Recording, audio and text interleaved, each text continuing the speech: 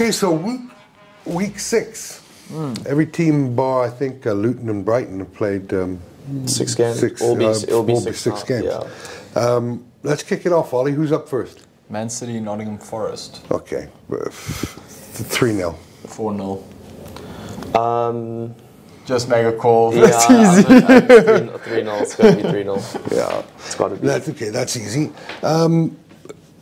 Luton versus Wolves. Talk about a relegation battle game early on in the season, eh? Yeah. Luton need these 3 points badly. Desperate. But I don't think they'll get them. 1-1. 1-1. So I'm going to stay away from draws this week completely. And I'm going to go for Wolves 2-1 win. Okay. Vreeny. I think Wolves started really well against Liverpool. I think that first half they could have been 3-0 up. So if they play that first half like they did against Liverpool, against Luton, they'll comfortably win. Yeah, for me, I'm going to have to go with the Luton win. I think 1-0 over Wolves. This is a do-or-die thing for Luton. And if Wolves lose, then they'll have a stranglehold on relegation. Because losing to this will be a game that they definitely see as 3 points. But it'll be a real shock to the system if they do not win against Luton. We're real kicking the balls from a confidence point of view. And believe me, Palace Fulham. I'm going to go with a 2-1 Crystal Palace win. Yeah, I also like Palace at home. I'm going to go 1-0 though. I'm going to go 3-2 to Palace. Because I think that both teams can score goals. I think both teams will go for it. Palace will want to recover from their Villa game. So I think, I'm going to go 3-2. Brentford, Everton. Yeah, I mean, I don't think this is the week Everton kind of No. Pick things up. I like Brentford are punching above their weight. They are. I mean, they have been for a while. But I think 1-0 at home. Yeah, I'm going to go 2-0 to Brentford. I'll say Everton get on the score sheet. I'm going to go 2-1 Brentford. Okay. Yeah. Burnley versus Man United. Look, I like the 75% odds on Man United versus Burnley. Burnley are not a strong team. They've had some tough games, but I have to go Man United 2-1. I'm in agreement. I think especially Lyle Foster's suspended now for 3 games, and he's been their main attacking player. Yeah. So United at some point United have to come good. Yeah. And I think that this is a good, even though Burnley will definitely give it a go. My parents said that about me for 56 years now. So you still got time. Not much. So I'm going to go 3-1 United.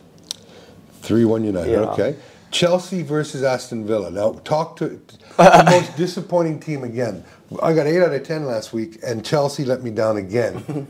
So there's no way I'm backing Chelsea. Call yourself Jose Mourinho. It's like, what's the definition of insanity? Keep doing the same stuff and expecting a different result. When it comes to Chelsea, they just don't seem to be off the score. That's their problem. I think that's their biggest problem. They can't score goals. They're creating chances, but they're not finishing at all. Yeah.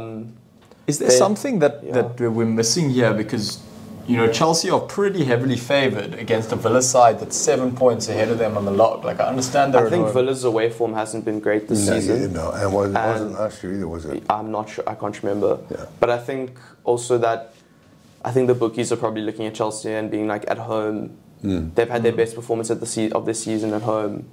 Yeah. Eventually, they've got to get a win, and I think that this week. I'm not sure it's coming against Aston Villa. I don't think so either. The Pochettino's team is defensively capable. I'm going to say a 1-1 draw in this match for me. I said I'm not going for any draws, so I'm going to go for a 2-1 Aston Villa. 2-1. I go 1-0 to Chelsea. Okay. Liverpool versus West Ham. West Ham's not a bad side, huh?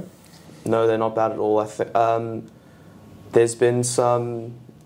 Michael Antonio's got a podcast and he's been saying that he thinks that West Ham are going to finish above Liverpool this season. So I think this game's going to be quite heated. But Liverpool have been playing really well. I think they've been answering a lot of questions. They've been going 1-0 down and coming back against difficult teams. Yeah. They are scoring a lot of goals now. Yeah. They are Well, Nunez is playing well, isn't he? Nunez is playing well. he hasn't scored since Newcastle, but his play in game is like doing very well. He's causing lots of problems. He's getting a lot of chances. I think also in Liverpool will be at Anfield. They'll have most of the ball. I think that we'll see Curtis Jones, Szoboszlai, and McAllister really like dominate the game. I think they'll take the ball along.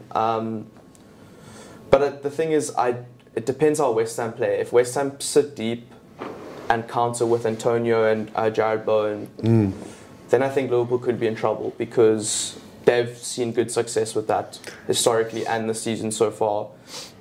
And I think it would be naive of them to come to Anfield and want to play and challenge Liverpool one like man on man. Yeah.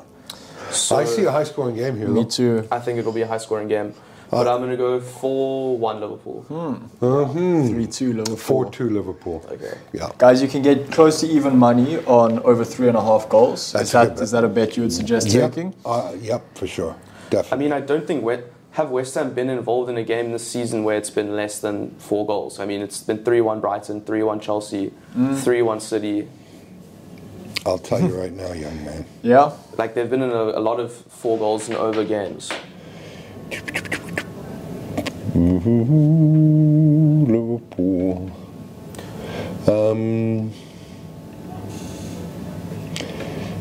Luton versus West Ham is only 3, but the other and 2 are 1-1 with Bournemouth. But like you said, 3-1, 3-1, and 3-1. So 3-1 is not a bad scoreline for West Ham.